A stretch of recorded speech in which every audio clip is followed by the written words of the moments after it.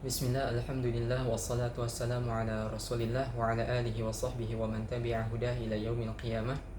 Baik, sebelumnya kita sudah selesai membahas muqaddimah dari kitab Ar-Risalatus Syamiyah atau Fusul fil Aqidah karya Syekh Abdul Aziz At-Tarifi. Dan sekarang kita masuk ke pembahasan pasal pertama, dan insya Allah kita akan membahas dua pasal, pasal pertama dan juga kedua. Dan langsung saja kita akan membacakan pasal pertama. Syekh Abdul Aziz At-Tarifi hafizahullah berkata, Faslun awal, Al-Islam dinullahil awhad, la yaqbalu min ibadihi insanan wala jinnan siwahu. Beliau berkata, agama Islam adalah agamanya Allah satu-satunya agama Allah, la yaqbalu min ibadihi insan wala jinnan siwahu. Dan Allah Ta'ala tidak menerima dari hambanya, baik itu manusia maupun jin, kecuali Islam. Jadi selain agama Islam tidak akan Allah Ta'ala terima dan tidak akan Allah Ta'ala ridhai. Dan ini sebagaimana di dalam firman Allah Ta'ala berfirman, wa may yabtaghi ghayral islami dinan fala yuqbala min. Dan barang siapa yang menghendaki selain Islam sebagai agama, fala yuqbala min, maka itu tidak akan diterima darinya. Al-Imran ayat 85. Dan Allah Ta'ala juga berfirman, innad dina indallahil Islam, sesungguhnya agama yang Allah Ta'ala terima satu-satunya adalah Islam. Sesungguhnya agama di sisi Allah satu-satunya, yaitu yang Allah Ta'ala terima, adalah Islam. Ali Imran ayat 19. Kemudian Syekh Abdul Aziz At-Tarifi berkata, wal islamu huwa dinu jami'il anbiya, dan agama Islam adalah agama seluruh para nabi tanpa terkecuali. Qala ta'ala, Allah Ta'ala berfirman, wa ma arsalna min qablika mir rasulin illa nuhi ilaihi annahu la ilaha illa ana fa'budun. Dan tidaklah kami utus sebelum engkau wahai Muhammad seorang rasul kecuali kami wahyukan kepadanya annahu la ilaha illa ana fa'budun, bahwasanya tidak ada ilah sesembahan yang berhak disembah dengan benar kecuali aku, fa'budun, maka hendaknya kalian menyembahku, beribadah kepadaku. Al-Anbiya ayat 25. Dari pembahasan tadi bisa kita ambil kesimpulan bahwa Islam adalah satu-satunya agama Allah, maka hanya Islamlah yang akan Allah terima. Kemudian setelah itu kita mengetahui bahwa agama para nabi seluruhnya adalah Islam tanpa terkecuali. Jadi kemudian bagaimana dengan agama yang dibawa oleh Nabi Musa, kemudian juga Nabi Isa? Bukankah agama yang dibawa oleh Nabi Musa adalah agama Yahudi, dan bukankah agama yang dibawa oleh Nabi Isa adalah agama Nasrani? Maka jawabannya bukan itu semua. Sesungguhnya agama Yahudi, agama Nasrani adalah agama yang menyeleweng, agama yang sesat dari agama Nabi Musa dan juga Nabi Isa. Jadi agama Yahudi adalah agama yang sesat, yang mana awalnya berasal dari syariat Nabi Musa. Dan begitu juga dengan Nasrani, adalah agama yang sesat yang pada awalnya berupa syariat yang diturunkan kepada Nabi Isa alaihi wassalam. Dan kemudian di paragraf berikutnya Syekh Abdul Aziz berkata, wa qala ta'ala, Allah Ta'ala berfirman, inna auhayna ilaika kama auhayna ila nuhi wan nabiyyin min ba'di, sesungguhnya telah kami wahyukan kepadamu wahai Muhammad, kama auhayna ila nuhi wan nabiyyin min ba'di, sebagaimana yang telah kami wahyukan kepada Nuh dan juga para nabi setelah Nabi Nuh. Wa auhayna ila Ibrahim wa Ismail wa Ishaq wa Yaqub wal asbaq wa Isa wa Ayyub wa Yunus wa Harun wa Sulaiman, dan begitu juga kami wahyukan kepada Ibrahim, Ismail, Ishaq, Yaqub dan para cucunya, yang cucu keturunan Nabi Yaqub, wa Isa wa Ayyub wa Yunus wa Harun wa Sulaiman, kepada Nabi Isa, Nabi Ayyub, Yunus, kemudian Harun, Sulaiman, wa ataina Dawuda zabura, dan kami turunkan atau datangkan kepada Daud yaitu Zabur. Kami datangkan, turunkan kitab Zabur kepada Daud. Kemudian di ayat berikutnya, wa rusulan qad qasasnahum 'alaika min qablu wa rusulan lam naqasushum 'alaik. Dan beberapa rasul itu ada yang kami kisahkan mengenai mereka kepadamu wahai Muhammad min qablu sebelumnya, wa rusulan lam naqsushum 'alaik, dan beberapa rasul tidak kami kisahkan kepadamu. Wa kallamallahu Musa taklima, dan Allah Ta'ala berfirman kepada Musa dengan sebenar-benar firman, berbicara kepada Nabi Musa dengan sebenar-benar pembicaraan. Rusulan mubashirina wa mundzirin, mereka adalah para rasul yang tugasnya ada dua, mubashirin wa mundzirin, pemberi kabar gembira dan juga pemberi peringatan, li'alla yakuna linnasi 'ala Allahi hujjah, supaya tidak ada lagi alasan. Hujjah itu alasan bagi manusia terhadap Allah Ta'ala ba'da rusul, setelah diutusnya para rasul. Wa kana Allahu 'azizan hakima, dan Allah Ta'ala Maha perkasa lagi Maha bijaksana. An-Nisa ayat 163 sampai 165. Jadi di ayat ini Allah Ta'ala menjelaskan bahwa apa yang diwahyukan kepada Nabi Muhammad itu sesuai dengan apa yang diwahyukan kepada para nabi sebelum Nabi Muhammad, kepada Nabi Nuh, para nabi setelah Nabi Nuh, ya, seperti Nabi Ibrahim, Nabi Ismail, Ishak, Yakub, kemudian cucu keturunan Nabi Yakub, karena banyak dari jalur Nabi Yakub yang menjadi para nabi juga. Wa Isa wa Ayyub wa Yunus, pada Nabi Isa, Nabi Ayyub, Nabi Yunus, Harun, Sulaiman, dan juga Nabi Daud. Semuanya sama. Di ayat ini menunjukkan bahwa apa yang diturunkan kepada Nabi Muhammad itu sama seperti apa yang diturunkan kepada para nabi sebelumnya. Ini menunjukkan bahwa dinu jami'il anbiya Islam, bahwa agama para nabi itu sama, yaitu Islam.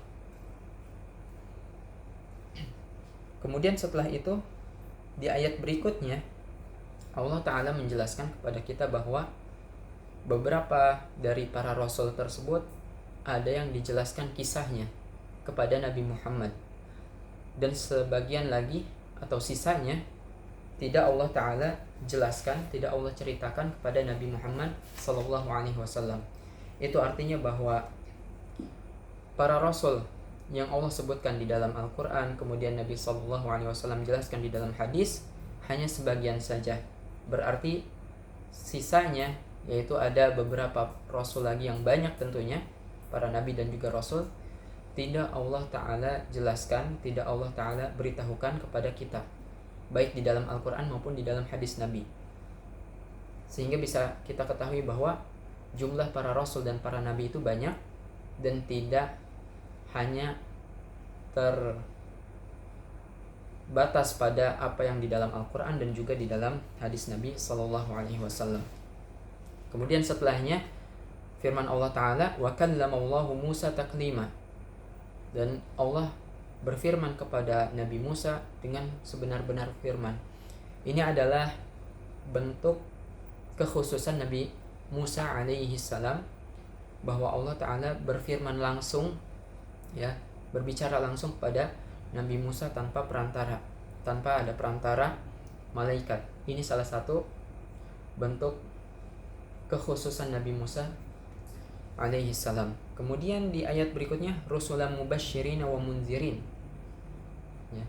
Tugas para rasul itu apa? Tugas para rasul ada dua, memberikan kabar baik berupa pahala atas setiap kebaikan yang kita perbuat, berupa balasan atas setiap amal soleh yang kita kerjakan, berupa surga dan segala kenikmatan yang ada di surga.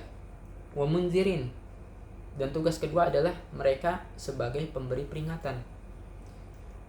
Pemberi peringatan akan bahaya yang akan menimpa umat manusia ataupun jin. yang akan menimpa mereka jika seandainya mereka melakukan dosa dan kemaksiatan, ya, berupa balasan yang pedih di akhirat kelak seperti neraka dan segala macam siksa yang ada di dalamnya. Li'alla yakuna linnasi 'ala Allahi hujjatun ba'da rusul. Kenapa diutus para rasul? Supaya tidak ada alasan lagi bagi umat manusia jika seandainya mereka tidak melakukan apa yang Allah Ta'ala perintahkan.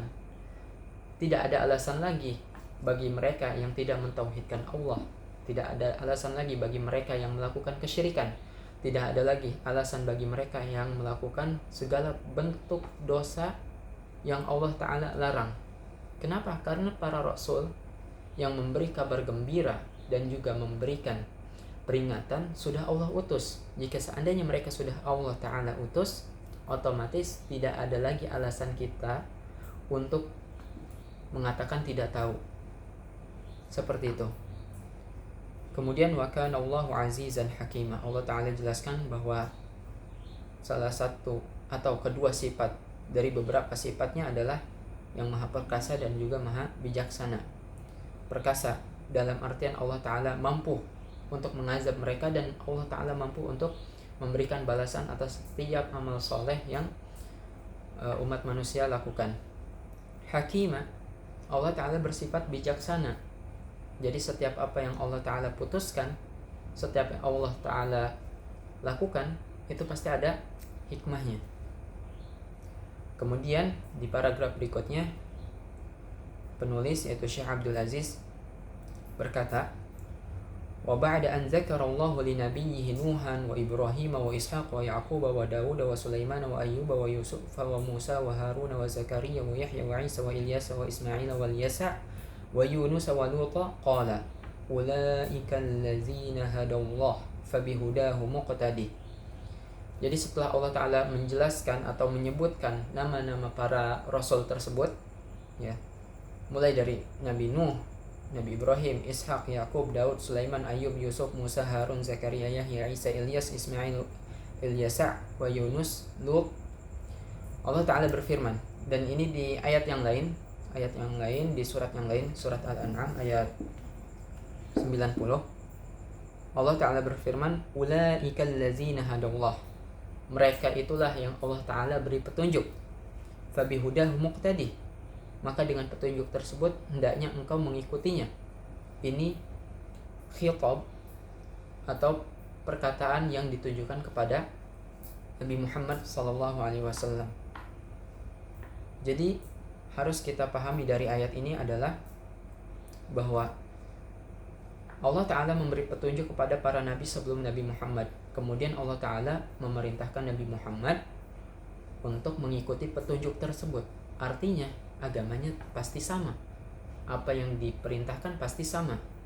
Itu yang menjadi titik fokus dari ayat ini. Al-An'am ayat 90. Bahwasanya ketika Nabi Muhammad diperintahkan untuk mengikuti petunjuk yang telah Allah Ta'ala berikan kepada para nabi sebelumnya, itu menunjukkan bahwa agamanya sama, ya, bahwa agamanya sama dan perintahnya sama, yaitu untuk untuk mentauhidkan Allah Ta'ala dan juga menjalankan syariat yang Allah Ta'ala berikan. Kemudian setelahnya Syekh Abdul Aziz mengatakan, yattafiqu dinul anbiya fil usul. Agama para nabi ini dikatakan sama, semuanya Islam. Tapi bukankah dalam hukum atau beberapa syariatnya kan berbeda, ada perbedaan.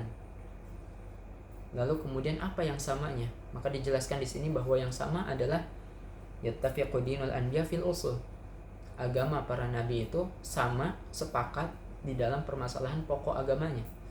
Pokok agamanya sama, yaitu untuk mentauhidkan Allah Ta'ala, ya, menjauhi syirik dan pelaku syirik, menyekutukan Allah, dan juga kekufuran, menjauhi kekufuran, kemudian juga menjauhi hal-hal yang buruk berupa dosa, maksiat, dan mengerjakan amal saleh. Ini semua pokok agama. Agama itu pokoknya ya seperti itu, mentauhidkan Allah, menjauhi kesyirikan dan juga kekufuran, kemudian kemaksiatan dan juga dosa, dan juga menjalankan amal saleh. Agama para nabi sepakat semuanya seperti itu. Akan tetapi perbedaannya di mana? Perbedaannya itu tadi, wa yaftariqu fi ba'dil furu' la kulliha. Berbedanya di sebagian furu' agama, di sebagian permasalahan hukum agamanya. La kulliha, bukan di seluruh permasalahan agamanya. Kenapa demikian?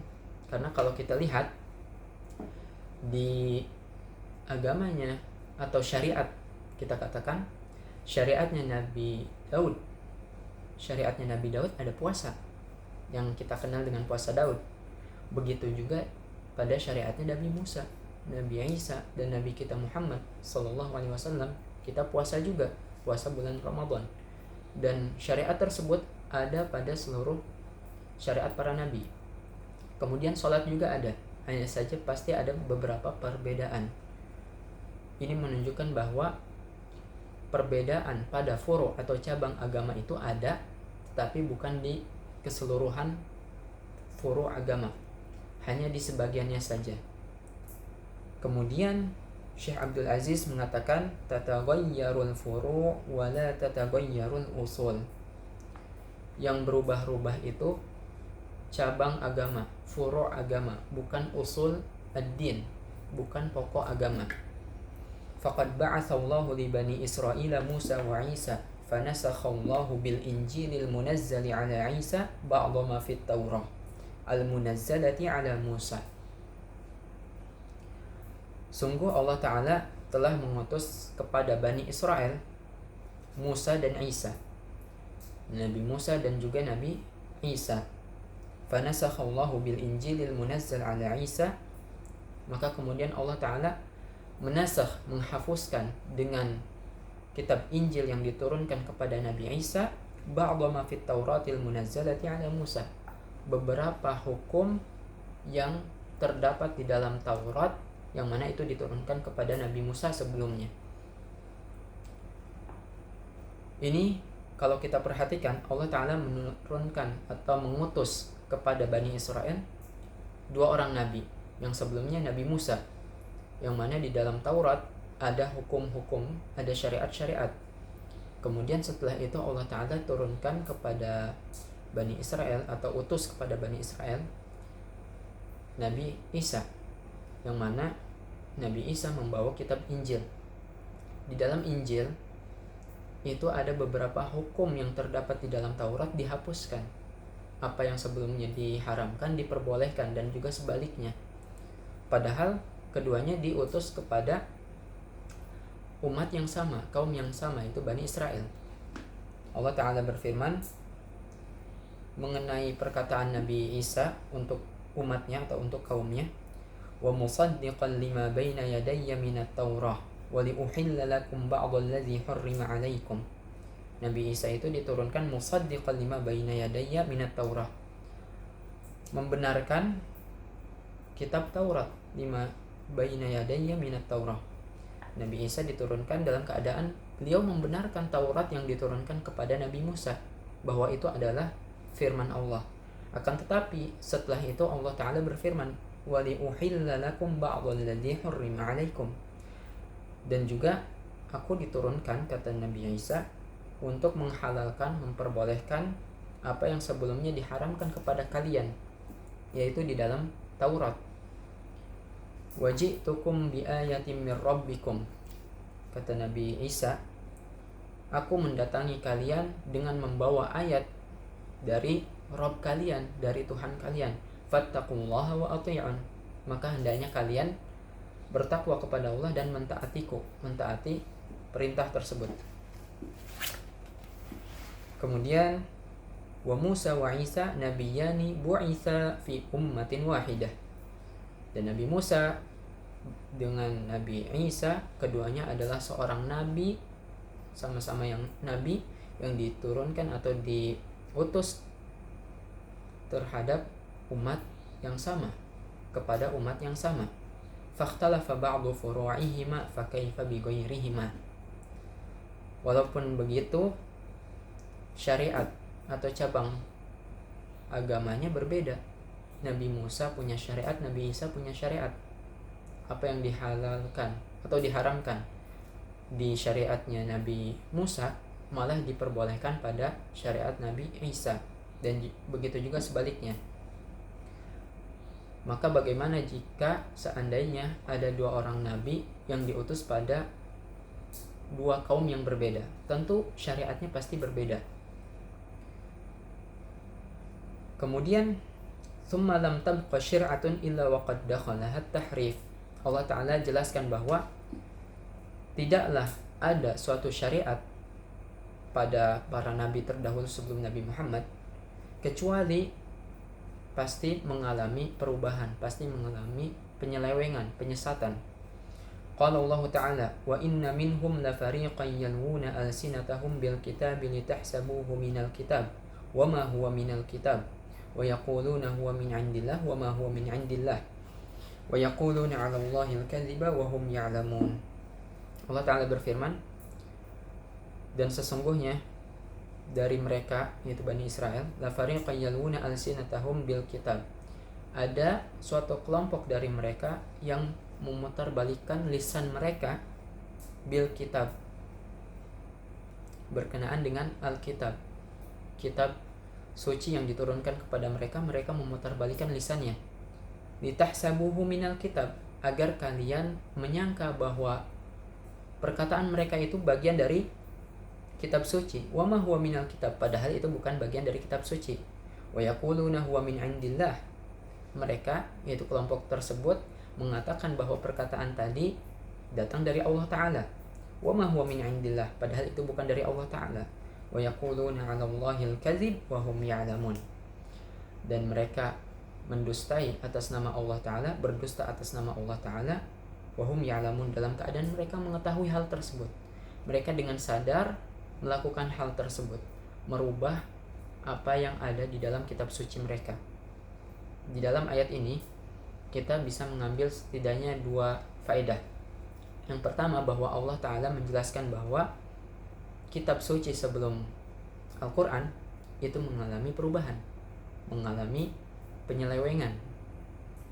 Kemudian yang kedua, kita dapat memahami bahwa sifat umat tersebut, yaitu Bani Israel, salah satunya adalah merubah kitab suci, baik merubah teksnya, ya, nasnya, atau merubah maksud dari nas tersebut. Kalau merubah maksud nas itu lebih mudah, akan tetapi merubah nas secara tekstual itu menjadi ciri khas mereka. Jadi tidak hanya berupa penafsiran saja, tapi secara tekstual mereka memang ubah gitu. Dan Allah Ta'ala memang bersaksi, menyaksikan hal tersebut, bahwa itu terjadi pada kitab-kitab sebelum Al-Quran. Kemudian di An-Nisa ayat 46, yuharrifuna al-kalima amma wadhi'ih, sifat mereka, Allah Ta'ala berfirman, mereka itu merubah al-kalim, perkataan, amma wadhi'ih, dari tempatnya, maksudnya merubah maknanya, merubah makna firman Allah Ta'ala. Itu adalah sifat dari Bani Israel, mereka merubah maksud dari firman Allah Ta'ala. Kemudian di paragraf berikutnya Syekh Abdul Aziz menjelaskan, fahila baina ammatin nasi wa baina al-wusuli ila al-haq kama arada Allah. Maka ketika hal tersebut terjadi, ya, yaitu penyelewengan, perubahan, tahrif dan tabdil, maka ammatun nas, umat manusia secara umum, kesulitan untuk sampai kepada kebenaran sebagaimana yang Allah Ta'ala inginkan. Kebenaran yang Allah Ta'ala inginkan ini, umat manusia secara umum, orang-orang awam, mereka nggak bisa sampai kepada hal tersebut. Kenapa? Karena kitab sucinya diubah oleh para pendeta, para ruhban, ahbar, ya, para pemuka agama mereka menyelewengkan isi atau kandungan dari kitab sucinya. Maka sulit bagi umat manusia secara umum, orang-orang awam ini, untuk bisa sampai kepada kebenaran, karena di pusatnya aja udah berubah, maka di bawahnya udah nggak bisa sampai kepada kebenaran. Maka kemudian bagaimana solusinya? Solusinya, kata Syekh Abdul Aziz di sini, Syekh Abdul Aziz menjelaskan, wasabilut tashih nubuwatun jadidah, dan cara untuk memperbaiki hal tersebut adalah dengan nubuwah jadidah, kenabian yang baru, mengutus nabi baru. Fa'adallahu dinahul haqqa binubuwati Muhammadin sallallahu alaihi wasallam. Maka Allah Ta'ala pun mengembalikan agamanya yang benar tersebut. Mengembalikan ini maksudnya ketika terjadi penyelewengan, perubahan, maka dikembalikan menjadi benar, menjadi lurus lagi dengan diutusnya Nabi Muhammad sallallahu alaihi wasallam. Fala islama wala dina haqqun illa dinu. Maka tidak ada Islam dan tidak ada agama yang benar, yang hak, kecuali agama yang dibawa oleh Nabi Muhammad, agama yang diberikan Allah Ta'ala kepada Nabi Muhammad. Lalu beliau sampaikan, Allah Ta'ala berfirman, وَمَنْ يَبْتَغِي غَيْرَ الْإِسْلَامِ دِينًا فَلَنْ يُقْبَلَ مِنْهُ وَهُوَ فِي الْآخِرَةِ مِنَ الْخَاسِرِينَ. Maka barang siapa yang menghendaki selain Islam sebagai agamanya, fala yuqbala min, maka tidak akan diterima darinya, wa huwa fil akhirati minal khasirin, dan dia di akhirat kelak akan menjadi bagian dari golongan orang-orang yang rugi. Ali Imran ayat 85. Kemudian di sini dijelaskan wa ja'ala risalatahu lil umami kullihim insan wa jinnan wa araban wa ajaman. Kemudian Allah Ta'ala menjadikan risalah yang dibawa Nabi Muhammad bersifat universal untuk seluruh umat manusia. Bahkan tidak hanya umat manusia, insan wa jinnan, baik umat manusia maupun jin. Wa araban wa ajaman, baik untuk Arab, ya, bangsa Arab yang mana Nabi Muhammad diutus kepada mereka, wa ajaman, ataupun kepada orang non-Arab. Jadi Nabi Muhammad tidak terkhusus untuk umat tertentu, bangsa tertentu, tidak. Akan tetapi risalah yang diturunkan kepada Nabi Muhammad bersifat universal, menyeluruh, baik manusia maupun jin, Arab maupun non-Arab. Seperti itu. Ini sebagaimana firman Allah Ta'ala, وَمَا أَرْسَلْنَاكَ إِلَّا كَافَّةً لِلنَّاسِ بَشِيرًا وَنَذِيرًا. Dan tidaklah kami utus engkau, wahai Muhammad, illa kafatan linnas, kecuali untuk umat manusia secara menyeluruh, secara universal. Basyiran wa nadhira, sebagai pemberi kabar gembira dan juga pemberi peringatan. Sabah ayat 28.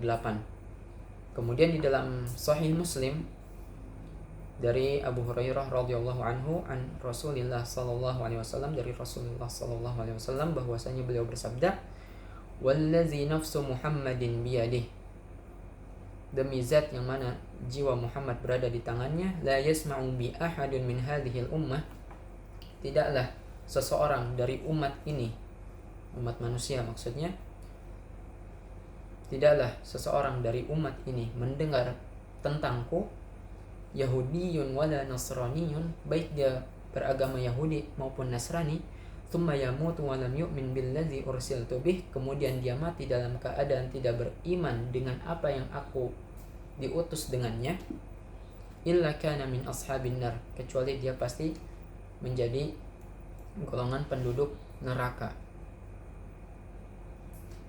Ini menunjukkan bahwa risalah yang dibawa oleh Nabi Muhammad bersifat universal, artinya diberikan untuk seluruh umat manusia, tidak hanya terbatas seperti Nabi Musa dan Nabi Isa, itu terbatas hanya pada Bani Israel. Akan tetapi Islam tidak, Islam diutus untuk seluruh umat manusia tanpa terkecuali.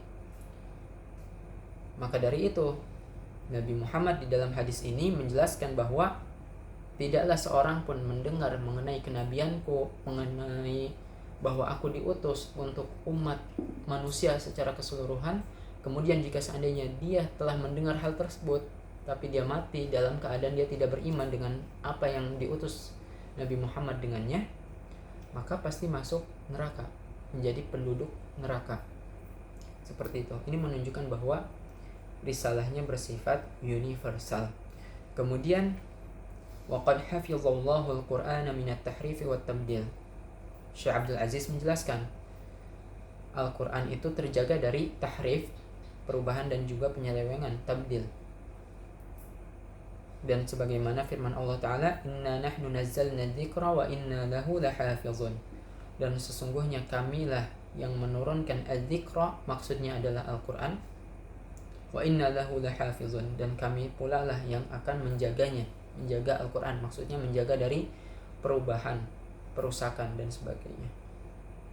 Nah, sebelumnya kita telah membaca bahwa sabilut tashih nubuwatun jadidah, ketika ada penyelewengan, ya, perubahan dalam kitab suci, baik teks maupun artinya atau tafsirannya, Allah Ta'ala memberikan solusi dengan mengutus nabi baru, kenabian yang baru. Tetapi kenapa Nabi Muhammad malah dijadikan penutup para nabi, khatimul anbiya wal mursalin? Bukankah setelah Nabi Muhammad SAW wafat terjadi juga penyelewengan dalam tafsir utamanya? Bukankah tetap ada kesesatan atau kebid'ahan di dalam agama? Maka kenapa Nabi Muhammad menjadi nabi terakhir? Kenapa Allah tidak mengutus nabi baru, ya, untuk menjadi seorang yang memperbaiki agama Islam? Maka jawabannya adalah karena kitab sucinya terjaga.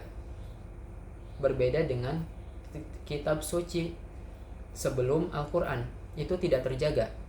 Akan tetapi Al-Quran terjaga. Allah sendiri yang menjaminnya bahwa Al-Quran itu terjaga dari kesalahan, terjaga dari penyelewengan dan juga perubahan. Maka ketika kitab sucinya sudah terjaga, maka tidak perlu lagi ada nubuwah jadidah, tidak perlu lagi ada kenabian yang baru, tidak harus diutus lagi nabi yang baru. Risalah Al-Quran sudah mencukupi, seperti itu. Adapun nabi-nabi sebelum Nabi Muhammad, Allah Ta'ala tidak menjamin kitab sucinya terjaga dari kesalahan, sehingga diperlukan nubuwah jadidah, kenabian yang baru. Dan itu tadi pasal pertama. Jadi pasal pertama ini membahas tentang bahwasanya Islam adalah satu-satunya agama yang Allah Ta'ala terima, baik dari manusia maupun dari jin. Allah Ta'ala hanya menerima dari hambanya agama Islam, dan itulah agama satu-satunya yang benar. Kemudian setelah itu kita telah menjelaskan bahwa agama para nabi itu sama, satu, yaitu Islam. Akan tetapi perbedaannya adalah di furu agama, di cabang agama, dan itu pun hanya sebagian, tidak seluruh cabang agama ada perbedaan pendapat. Kemudian di sini juga dijelaskan bahwa setiap syariat pada nabi-nabi terdahulu sebelum Nabi Muhammad itu mengalami perubahan, penyelewengan dan penyesatan. Berbeda dengan Nabi Muhammad, Al-Quran itu dijaga oleh Allah dari penyelewengan. Kemudian sebelumnya juga dijelaskan bahwa cara untuk memperbaiki penyelewengan tersebut adalah dengan mengutus nabi yang baru. Nabi yang baru, kenabian yang baru diutus, maka diutuslah Nabi Muhammad oleh Allah Ta'ala. Maka tidak ada agama yang diterima oleh Allah Ta'ala kecuali yang dibawa oleh Nabi Muhammad, yang diturunkan kepada Nabi Muhammad Sallallahu Alaihi Wasallam. Dan itu tadi kandungan dari pasal pertama, dan kita akan masuk ke pasal kedua karena ini cuma 3 halaman. Kita masuk langsung.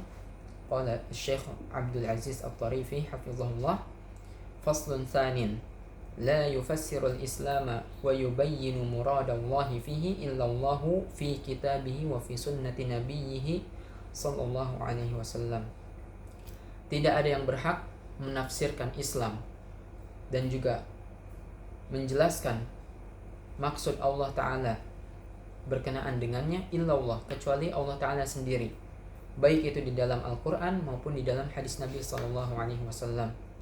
Fala ajalla min nabiyyillahi finnas, tidak ada yang lebih mulia, tidak ada manusia yang lebih mulia dari Nabi Muhammad SAW. Wa ma'a hadza ma huwa illa muballighun an rabbih.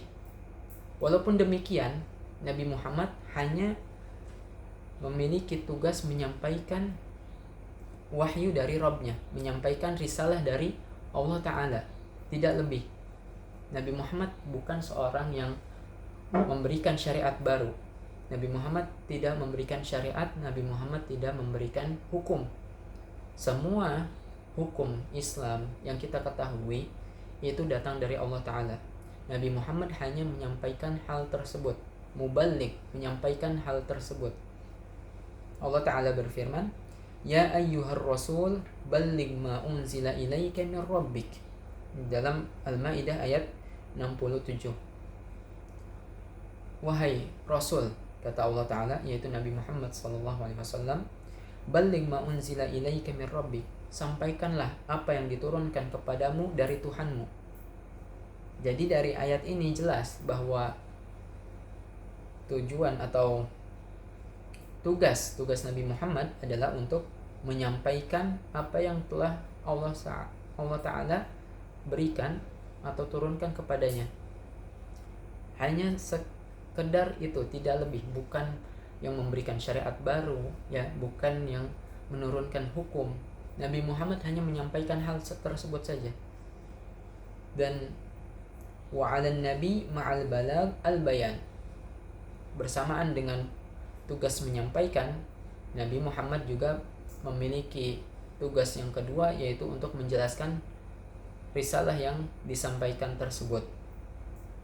Qala Allah Ta'ala berfirman, wa ma 'ala ar-rasuli illa al-balagul mubin, dan tidaklah diwajibkan atau tidaklah menjadi tugas seorang rasul kecuali untuk menyampaikan dengan jelas. Nah, di sini dijelaskan bahwa al-balagul mubin, menyampaikan dengan jelas. Maka ada dua tugas, penyampaian dan juga menjelaskan. Seandainya apa yang disampaikan itu kurang jelas, tidak dapat dipahami, maka seorang rasul tersebut wajib untuk menjelaskannya. Summa innal bayan aydan minallah. Kemudian setelah itu, walaupun seorang rasul memiliki kewajiban menyampaikan dan juga menjelaskan, akan tetapi pada hakikatnya penjelasan tersebut datangnya tetap dari Allah. Jadi tugas utama atau tugas satu-satunya rasul itu ya hanya menyampaikan. Adapun menjelaskan, walaupun itu berupa penjelasan, pada dasarnya itu datang dari Allah juga. Allah Ta'ala berfirman, fa idza qara'nahu fattabi' qur'anah tsumma inna 'alaina bayanah. Jika seandainya kami telah selesai membacanya, ya, membaca risalah tersebut, maksudnya Al-Quran, maka ikutilah bacaannya. Tsumma inna 'alaina bayanah, maka kemudian kami yang akan menjelaskannya. Jadi penjelasan wahyu tersebut datangnya dari Allah juga. Walaupun Nabi Muhammad bertugas menyampaikan dan juga menjelaskan, akan tetapi menjelaskan atau penjelasan tersebut tetap datangnya dari Allah Ta'ala, tidak sesuai dengan hawa nafsu Nabi Muhammad Sallallahu Alaihi Wasallam.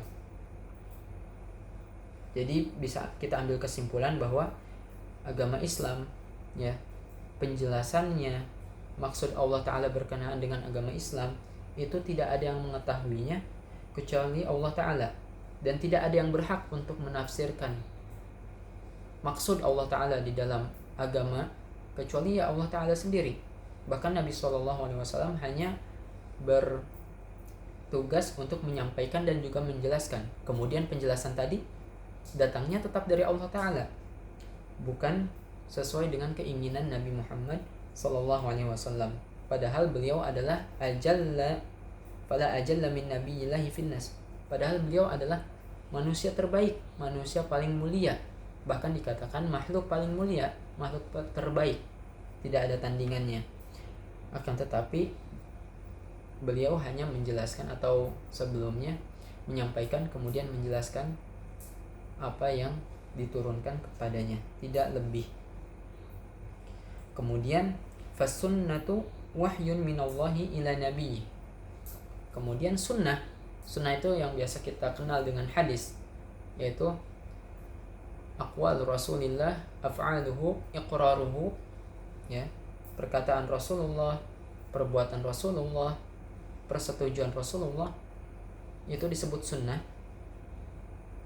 sebenarnya itu adalah wahyu dari Allah Ta'ala kepada nabinya Muhammad SAW. Jadi jika seandainya ada perintah dari Rasul, yaitu wahyu juga dari Allah. Apa yang Rasul lakukan berupa amal ibadah, yaitu juga datangnya dari Allah. Kemudian persetujuan Rasulullah atas apa yang dilakukan para sahabatnya di hadapan beliau, persetujuan tersebut sebenarnya datang dari Allah Ta'ala juga. Seperti itu. Allah Ta'ala berfirman, وَمَا يَنْطِقُ عَنِ الْهَوَى, dan tidaklah Nabi Muhammad itu berbicara sesuai dengan hawa nafsunya. إِنْ هُوَ إِلَّا وَحْيُ يُوحَى, tidak lain itu adalah wahyu yang diwahyukan kepadanya. Jadi bukan sekedar perkataan, akan tetapi itu adalah wahyu yang diberikan kepada Nabi Muhammad SAW. Maka فَإِذَا سُئِلَ النَّبِي صلى الله عليه وسلم سؤالا وعنده جواب سابق من ربه أجاب وإلا انتظر الوحي. Jadi jika seandainya Nabi Muhammad nih sallallahu alaihi wasallam ditanya mengenai suatu permasalahan, ya, kemudian jawaban mengenai permasalahan tersebut sudah diketahui oleh Nabi Muhammad karena sebelumnya pernah ditanyakan misalkan, maka Nabi Muhammad akan langsung menjawabnya. Akan tetapi jika seandainya belum pernah ditanyakan kepada beliau tidak mengetahui hal tersebut, ya beliau akan diam menunggu wahyu diturunkan kepadanya. Dan ini menunjukkan bahwa apa yang Nabi SAW sampaikan itu adalah berupa wahyu, bukan perkataan beliau, bukan hawa nafsu beliau. Seperti itu. Kemudian di sini dijelaskan bahwa wa aqrabun nasi li fahmi nabiyhi sahabatuhu radhiyallahu anhum, dan orang-orang yang paling dekat dengan pemahaman nabinya adalah para sahabat Rasulullah SAW, para sahabat radhiyallahu anhum. Mereka memiliki pemahaman yang paling mendekati apa yang dimaksud oleh Al-Quran dan juga As-Sunnah.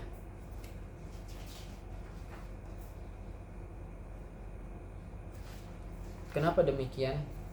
Karena Al-Quran dan Sunnah itu ada pada zaman mereka.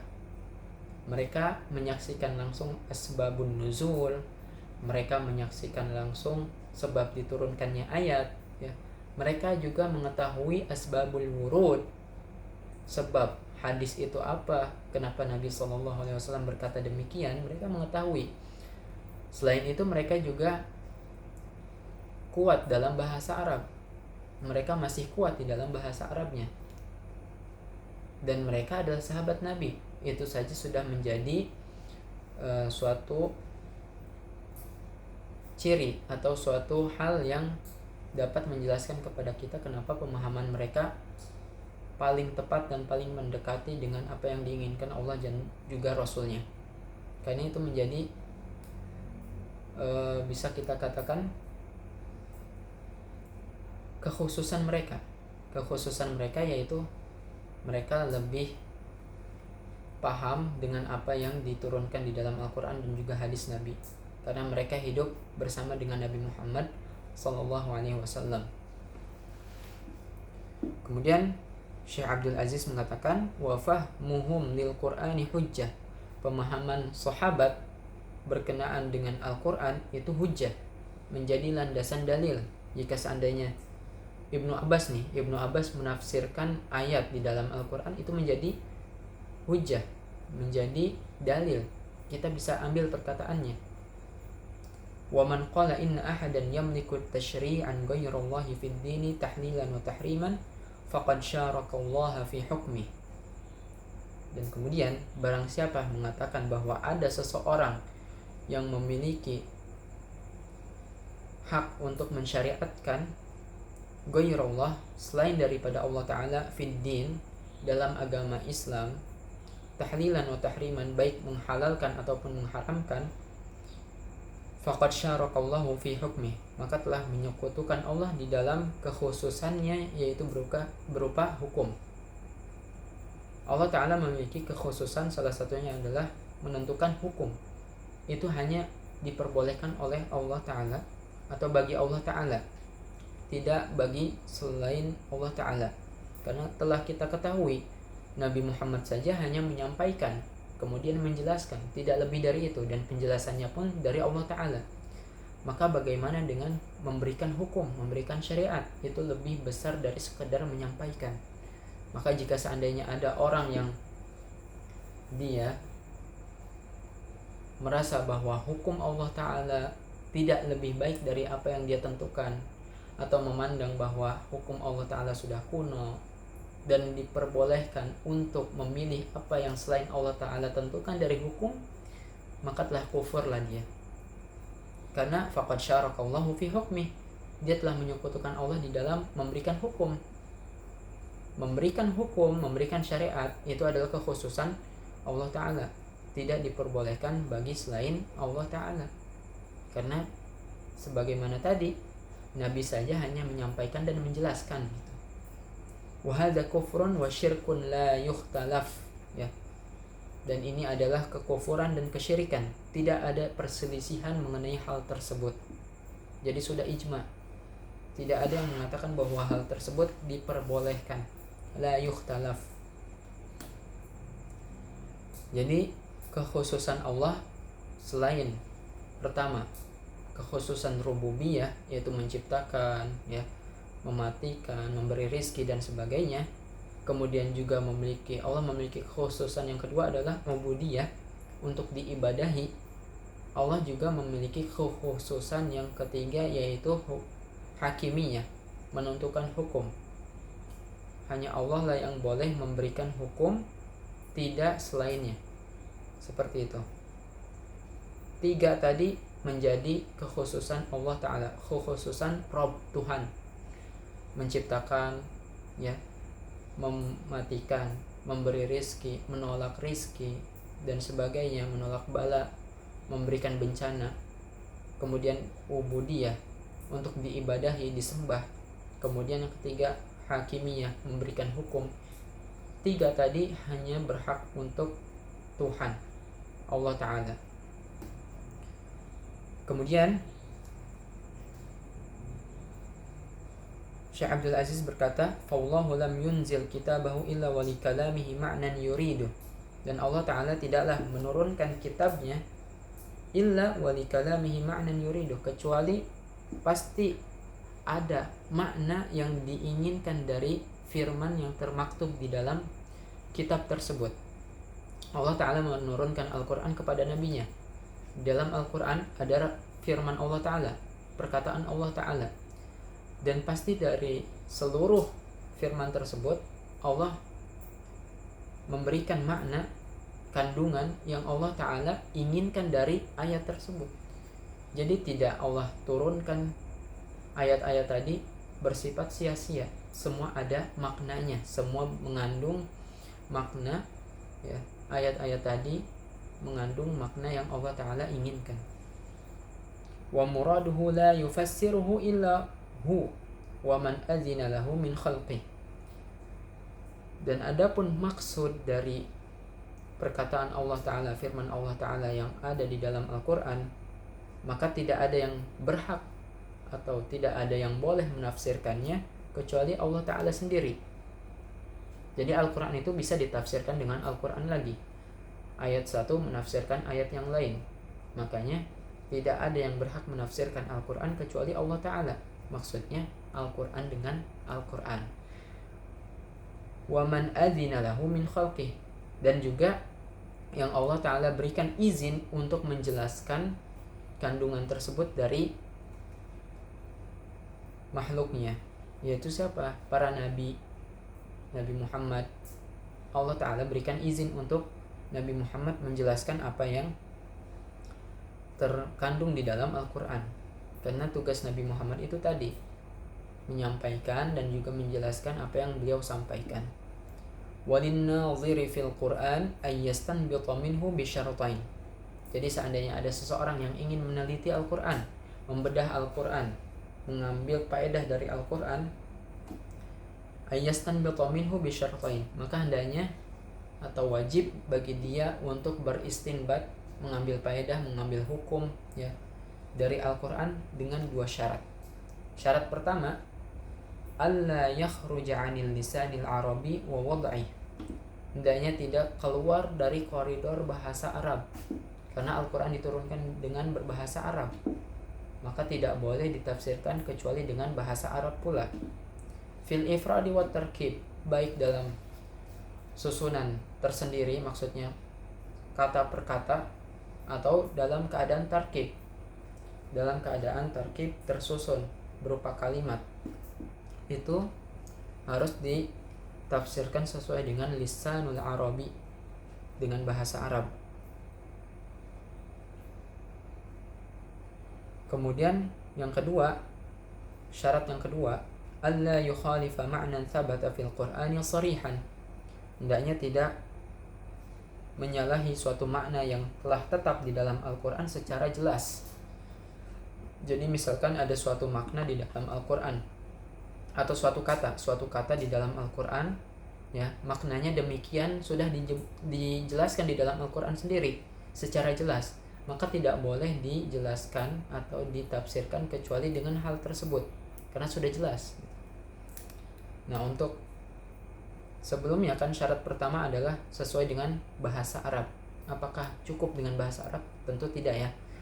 Ada ilmu untuk menafsirkan Al-Qur'an dengan penafsiran yang baik, yaitu usulul tafsir. Ada juga untuk beristinbat, mengambil hukum dari ayat-ayat Al-Qur'an secara global, bukan Al-Qur'an aja, hadis juga, yaitu usulul fiqh.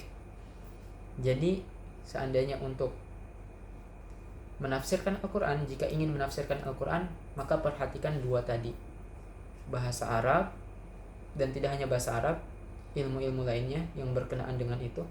Kemudian yang dua, tidak menyalahi suatu makna yang sudah tetap di dalam Al-Qur'an secara jelas.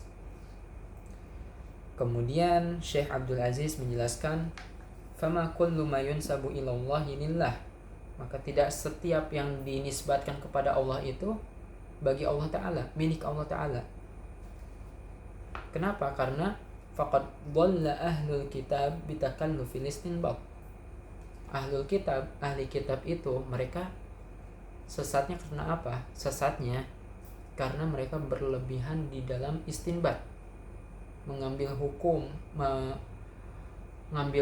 bukan mengambil hukum, lebih tepatnya memberikan kesimpulan terhadap apa yang di dalam Alkitab. Mereka berlebihan, sehingga karena berlebihan tersebut akhirnya tidak sesuai dengan apa yang Allah Ta'ala inginkan. Walayil muhkami liyanqudul mutasyabih, dan mereka juga berlebih-lebihan dalam memutarbalikkan ayat-ayat yang muhkam, yang sudah jelas, diputar balik ya. Agar apa? Agar bisa sesuai dengan yang mutasyabih, yang tidak jelas. Padahal yang jelas nih udah jelas, tapi mereka putar balikan, nggak kayak gini, ganti, masa kayak gini gitu. Pemahaman yang sudah jelas mereka tinggalkan, mereka ubah, putar balikan, dan mereka lebih condong kepada ayat-ayat yang tidak jelas, yang mutasyabih. Allah Ta'ala berfirman mengenai ahli kitab, wa inna minhum la fariqan yalwuna alsinatahum bil kitab.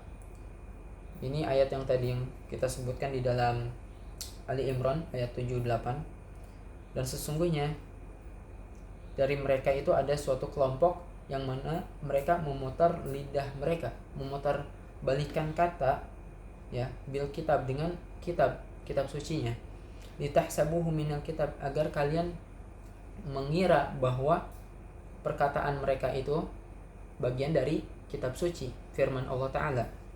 Wa ma huwa minal kitab, padahal itu bukan bagian dari kitab suci. Wa yaquluna huwa min indillah, kemudian mereka mengatakan bahwa itu adalah datang dari Allah Ta'ala. Wa ma huwa min indillah, padahal itu bukan dari Allah Ta'ala. Wa yaquluna 'ala Allahil kadhiba wa hum ya'lamun, dan mereka berdusta atas nama Allah Ta'ala, wa hum ya'lamun, dalam keadaan mereka mengetahui, menyadari hal tersebut ya, dengan sadar mereka melakukan hal tersebut. Ini adalah sifat ahli kitab. Ahli kitab itu seperti itu. Mereka merubah, ya, menyelewengkan apa yang sudah Allah Ta'ala firmankan. Dan penyelewengan tersebut tidak hanya terjadi pada makna, bukan hanya tafsirannya, akan tetapi juga pada teks nas. Mereka ubah. Makanya kenapa Bible banyak versinya, setiap terjemahan berbeda, itu karena itu tadi, sifat mereka yang suka merubah dan juga menyelewengkan apa yang telah Allah Ta'ala firmankan. Kemudian Allah Ta'ala berfirman, qala yaluna alsinatahum, ini ayat yang tadi. Qala yaluna alsinatahum bil kitab, mereka memutarbalikan lisan mereka berkenaan dengan kitab. La bi ghairihi, tidak dengan yang lain. Mereka memutarbalikan, maksud memutarbalikan di sini adalah mendustakan, ya, merubah kitab suci firman Allah Ta'ala, mereka ubah-ubah. La bi ghairihi, mereka tidak merubah kalam atau firman yang lain, perkataan yang lain mereka tidak ubah, tapi kitab suci firman Allah Ta'ala.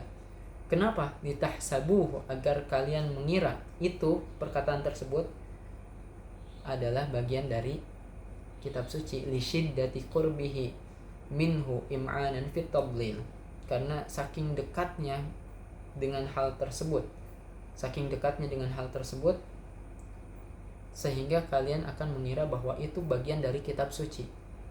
Dan dikatakan oleh Syekh Abdul Aziz im'anan fit tadlil. Im'an itu mendalami, mengitqani, ya, menekuni dalam menyesatkan. Saking tekunnya, saking mendalaminya mereka dalam menyesatkan umat manusia, pada akhirnya mereka melakukan hal tersebut. Nah, apa yang kita ambil atau faedah yang kita dapat dari pasal kedua ini? Yang pertama adalah Islam tidak dijelaskan, tidak ditafsirkan kecuali dengan apa yang Allah Ta'ala inginkan, yaitu sesuai dengan yang Allah Ta'ala kehendaki, baik di dalam Al-Quran lagi ataupun yang sesuai dengan penjelasan Nabi Muhammad di dalam Sunnah, di dalam hadisnya. Kemudian